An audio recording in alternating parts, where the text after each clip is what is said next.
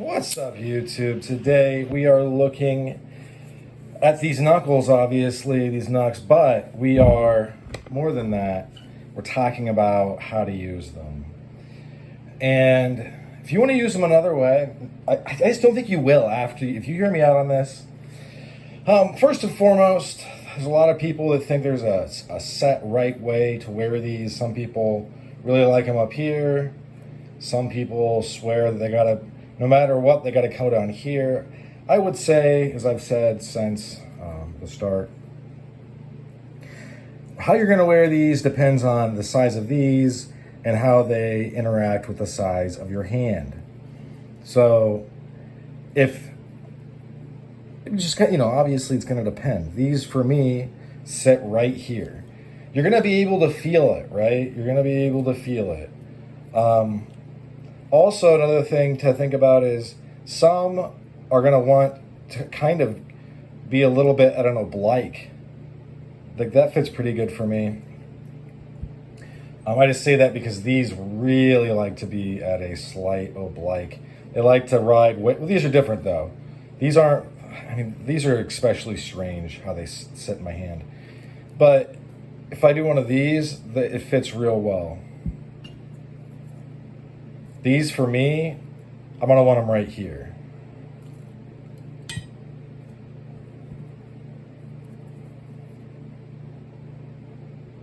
This one, I don't think you could even use it like this, but maybe. I bet somebody would. That being said, it is absolutely 100% wrong to have them like this or some other strange way that some, it's just like, dude, what are you telling people? All right, beyond that, how do you use them? So this is going to be my interpretation of it. I'm a former Marine who served in a combat role in Iraq as a machine gunner. I've trained with the Israeli Special Forces at one point, which was interesting, but also, what they do and what Marines do is pretty different. I'm a second-degree black belt in Taekwondo. I used to practice, I don't now. I used to spar at a national level. And place, that means you're getting either first, second, third, or fourth in your division. So, and when I got above first Dan, second, I was second Dan, still am. I got really interested in combatives, so I'm pretty familiar with this stuff. Even when it comes to like three section staffs, or like the staffs that have the two rings and then one has a flail on it. Like I've used some goofy stuff just because it was interesting to me. It looked interesting.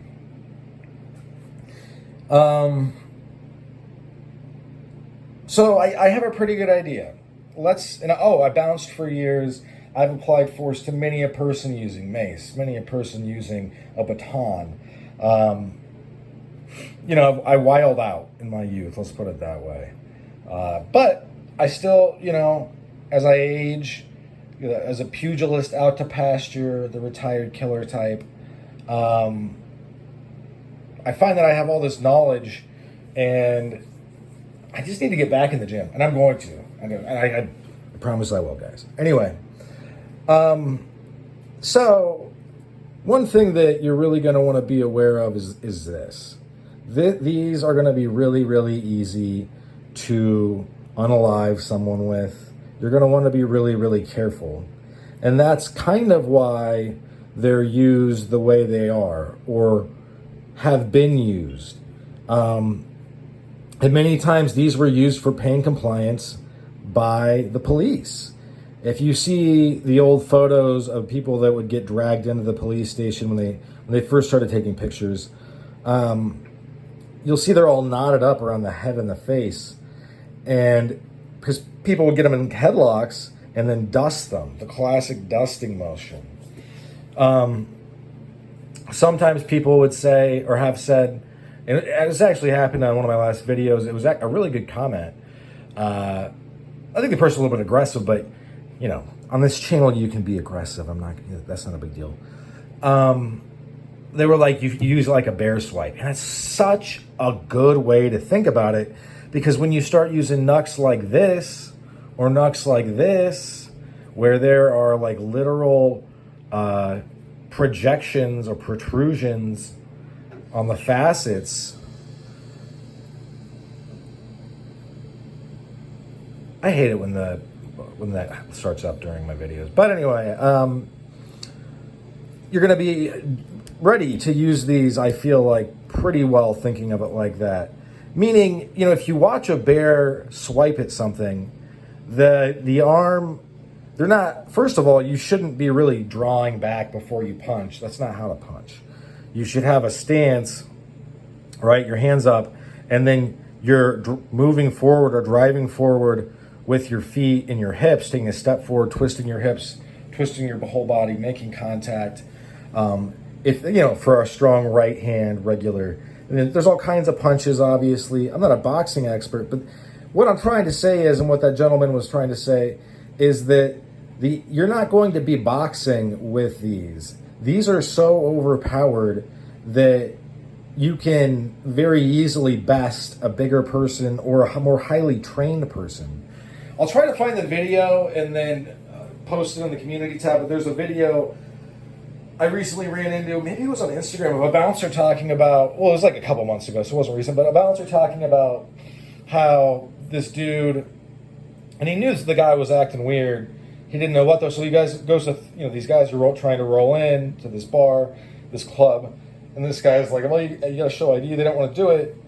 The dude hits the much bigger bouncer in the face, who's, you know, a trained professional fighter basically, and this dude gets his orbital bone fractured, and the whole video was his kind of lament, or I mean, like, he was just kind of talking about, like, you know, these things are so, they just roll me. I got rolled right up by some small dude. Yeah, that's actually what's going on. It's kind of the same with knives. If they can hit you with one of these in the face, they can stab you in the face just as easily, except you'll probably die if they stab you through the eye, to be frank. But what I'm saying is that there was also a good interview with somebody from Station 9, I believe it was. The guys that made the really awesome, I believe they were Romanian with the spikes on them, that were the bracelets. They're on the channel somewhere. I'm probably not going to link it up because YouTube is very limited and very clunky in some things. And putting those little tabs, it's just not worth it. But this guy did an interview, and he was like, you know, from our experience testing, when we are using knuckles of any kind, we don't really box. It's not about that. It's more about making short jabs and other quick motions into the face and other areas of the body. It's because you don't need, you know, the traditional punching and applying force with your hands, or feet or knees or elbows or head, because, you know, we're not made of metal. These really multiply force, even this, because there's no give to it. I would say maybe leather knuckles or really spongy plastic knuckles like I have. I don't have them out. They would kind of mimic a knuckle, an actual knuckle. But these are going to act like hammers more than anything. So if you can imagine taking a hammer to somebody and how little force you would really need to break somebody's cheekbone or just obliterate an orbital bone. Another target that I think is good if you are going for lethality, if the fight is really gone there, you're fighting for your life literally, is most people, I would say, are not going to be able to block a strike from one of these to the forehead. Just because even if I trained all day and got back into fighting shape, it's just not, because first of all, if you're a fighter and you got that frontal attack, you get your hands up, right, and you kind of tuck your chin because your cranium is all bone. And your head is all bone, obviously. I mean, there's a lot of skin and cartilage and flesh, but your skull is a bulbous bone. So you're going to have a real hard time cracking somebody's skull with punches. With these, you are not. You're probably going to be able to crack their heads open like eggs.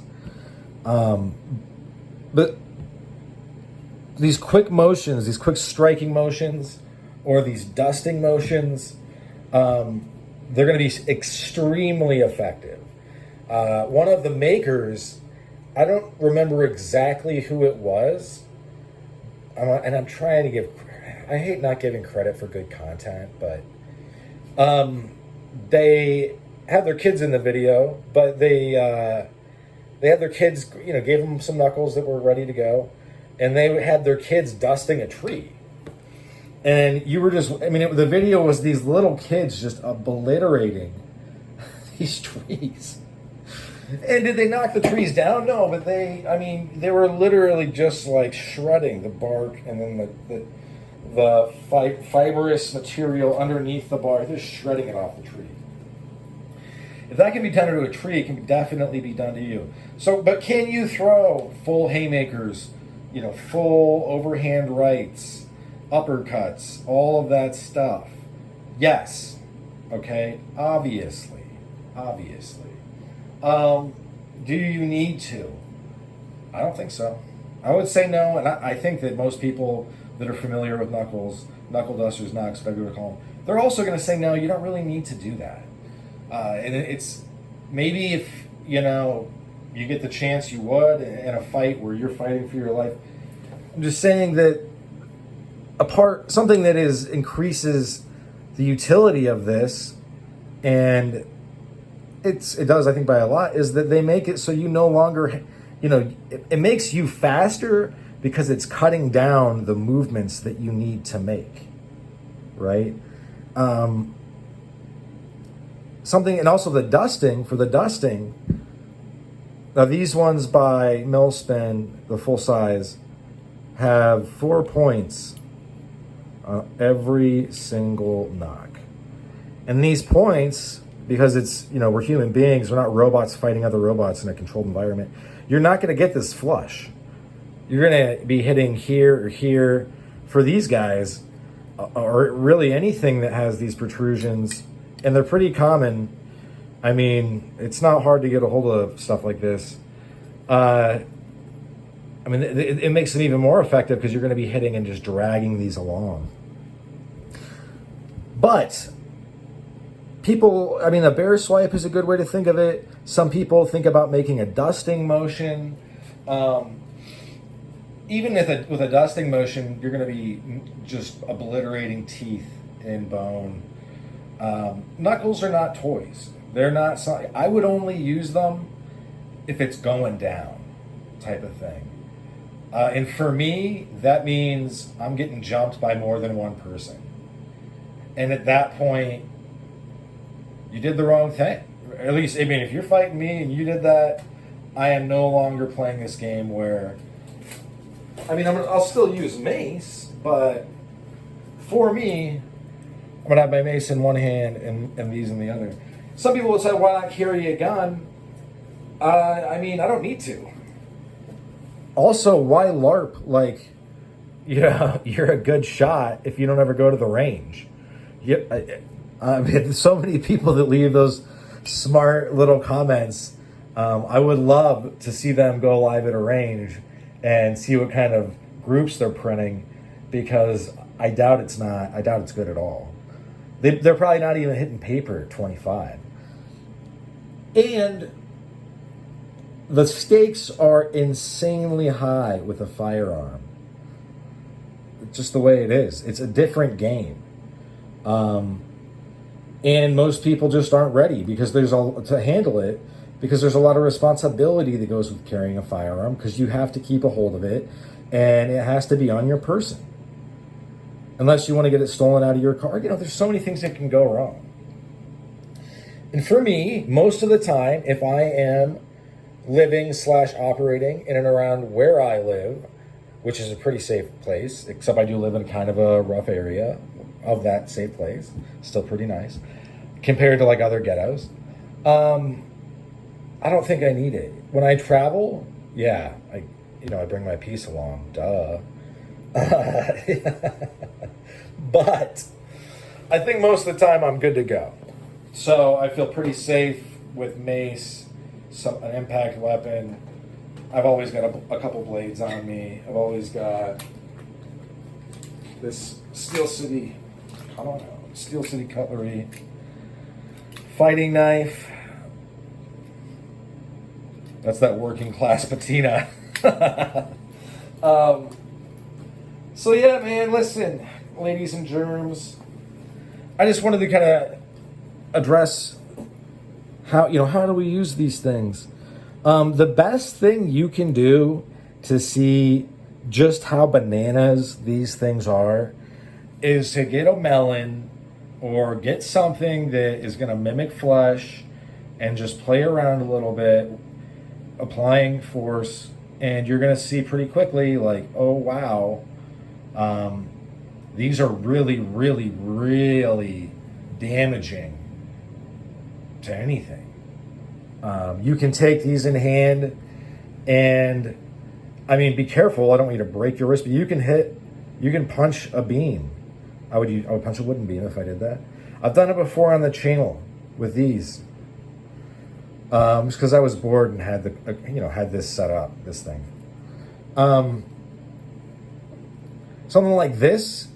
If I were to dust you in the head with something like this or about the face, these things are gonna absolutely wreck you, especially this one and this one, just because they are so pointy and unforgiving.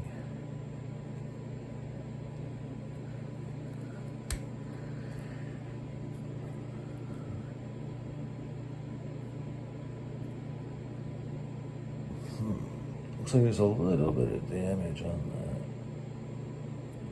Must have set on it rough. Anyway, these are from East Coast Knuckles. So yeah, this video got long, but I think it is worth really thinking about what you're going to do before you do it, so you don't end up in jail. Bottom line. Although I do think that, like, in a state where I live, and I'm not going to dox myself, but it's constitutional carry. If someone attacks you, you're going to be pretty good to go. Especially if there's any kind of proof that they instigated, or any, like circumstantial evidence that they instigate, or that they are the ones that are aggressing. But do what you do. But I think a bear swipe is a good way to think about it. Really. I would also say you shouldn't be telegraphing your punches anyway. But yeah, that's about all she wrote for this one. Thanks for sticking with me to the end. I hope you folks have a good rest of your day. Bye now.